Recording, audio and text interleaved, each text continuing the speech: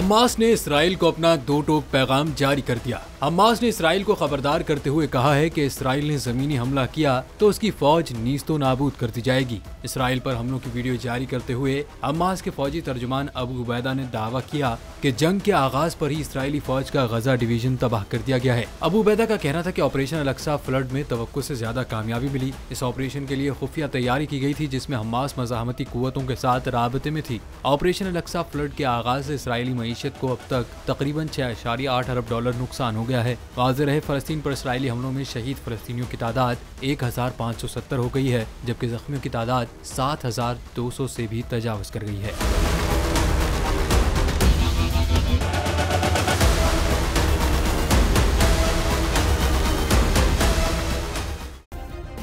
Subscribe करें और bell दबाएं ताकि कोई खबर रह न जाए।